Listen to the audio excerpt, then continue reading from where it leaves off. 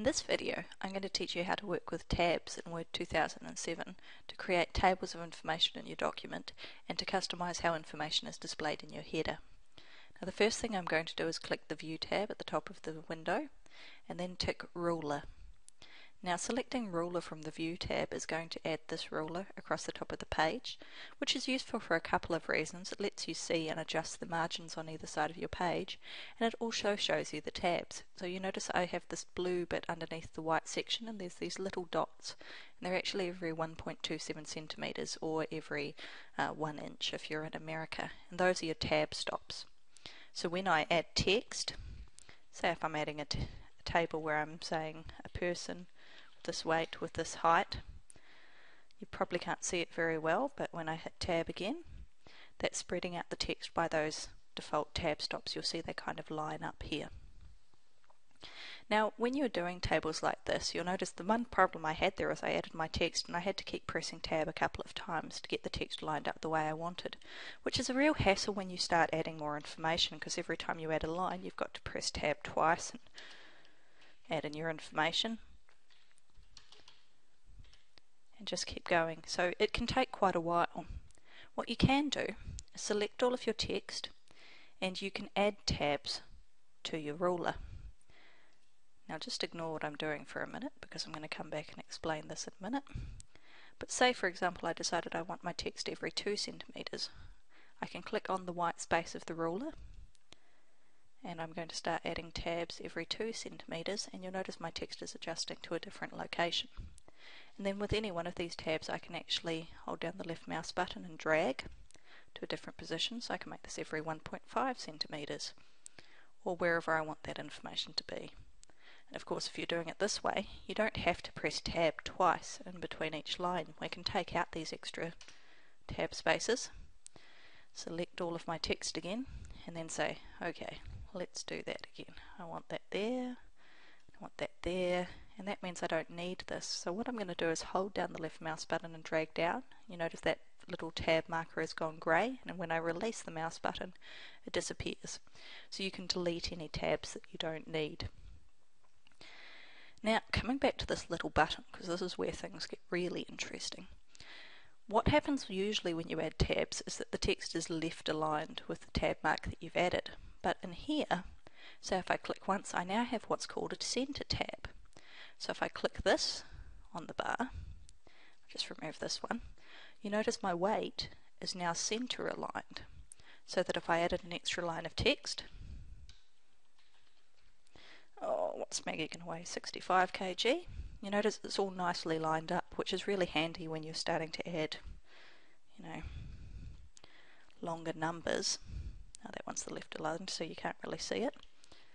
Let's bring this back here. You notice it's centered. So it just makes it look really nice and tidy sometimes.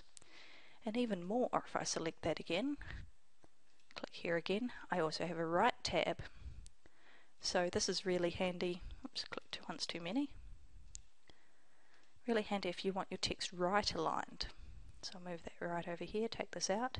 So if you're doing currency, that's really handy because you can do your dollar signs.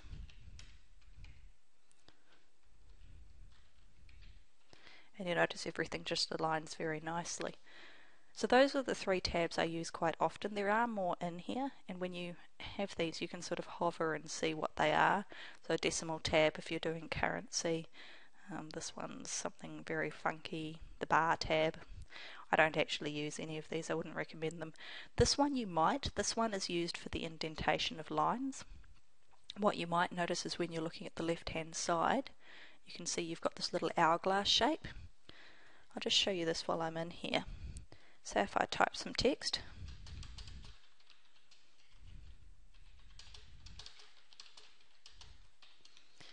and I'm just going to go and copy this so I've got some big information. So the deal with this little thing on the side here, there's actually 2 bits to it. If you go, well 3 bits, if you go down to this bit at the very bottom, hold down the left mouse button and drag, what you're doing is indenting your text. But you can also move this section here and this section here individually, and you notice as I hover, this one says first line indent and hanging indent. So let me just undo that. I just need some text that takes up a couple of lines to really show this to you. Here's my text. Say if I took this bottom section, the hanging indent, hold down the left mouse button and drag. You notice my first line stays where it is, but the rest of my text is indented. If I then go to that very bottom section, the one that's kind of in the blue bar, and hold down, I can drag both, and you notice that the top section, the first line indent and the hanging indent, are both moving in position with each other, so they move by the same amount. But what I could do is just go up to this top one and move that individually. So you're just sort of customizing how you want your text to look. Now if you can think about that, that's really useful when you're working with bulleted and numbered lists, because what you'll find when you add text, and I'll go back to my home tab here and apply bullets, notice automatically it adds that first line indent and that hanging indent. So you can adjust that if you ever find you're adding bulleted and numbered lists and your text ends up in the wrong place. Just select all of the bulleted and numbered information and use that little dragger to move it to where you want it to go. So I find that really useful if I need to force something into a certain position. Okay, two more things I want to show you here. In previous versions of Word, when you were working with tabs, you could manually add tabs for your entire document through a separate menu item. In Word 2007, you need to come to the paragraph section on the Home tab and click this little expansion button to open the paragraph window. And then down in the bottom left corner there's this button that says Tabs. Now this is a separate little window where it shows you the tabs that you've added already. So these are these 4 that I've added using the ruler. I can clear all of these in one go. So if I click clear all, they're all gone.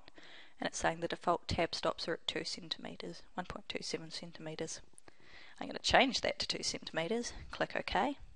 And now when you're looking at my tabs here, you'll notice they are every 2 centimeters. If I come back into that tab window again, I can manually type where I want these to be. So I might say, actually, I want my first set of text to start at 5 centimeters, not 2 centimeters. And I click set, and it will add that. So now, you'll notice for where I am, the first tab is at 5 centimeters. So if I went to this text and press tab, that's where it moves to. I'll come back into here again. It gets even more complicated. I can say, I want my first tab at 1 centimeter, but I want it to be a center tab, and I want leading dots. This is pretty cool. So now when I go and press tab, it's not going to do anything. There we go. So it's done it twice. I'll just take that one out. But you notice I've got the center tab here, and leading up to it I have dots. So if you've ever added a table of contents into your document, you'll find it usually looks like that. What it'll have, if I go and do this again, is it will have a tab set up, a right justified tab with leading dots that will be set to the right margin of your document. So in this case 16 centimeters. So if I then went title of first section, tab, text. Damn, it didn't work. Okay, it did the right justification. As with all things in Word, sometimes they don't do quite what you thought they would. But that's okay, we can fix it. So we'll select that again. It selected the right, but for some reason didn't select those leading zeros. So we'll select that, click set. Just to double check, click back onto that. Yes, it's all still okay. There we go. Dots, text over on the right. So usually that would be your page number. Okay, one last thing and then we're done. And this is to do with headers.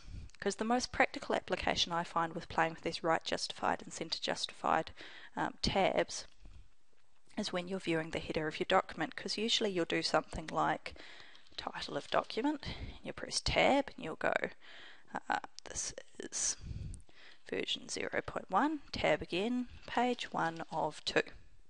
And you notice this text is nicely aligned because I've actually already set up these tabs for my headers. So I have a center tab at 8 centimeters and a right justified tab at 16 centimeters. So it's just nicely set up within my document. So say if I did something in my document where I changed the page layout, and I change the orientation to landscape. So this still has the tabs, but they're not in quite the right place.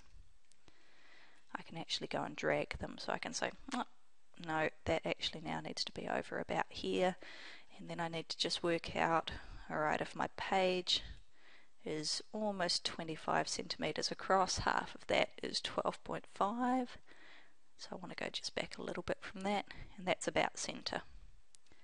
And that's just a really nice way of aligning your text so it all looks pretty, which is really what it's all about. So I hope that was useful. In the next video I do, I'm going to start to get into working with tables and some of the different ways you can customize information with them.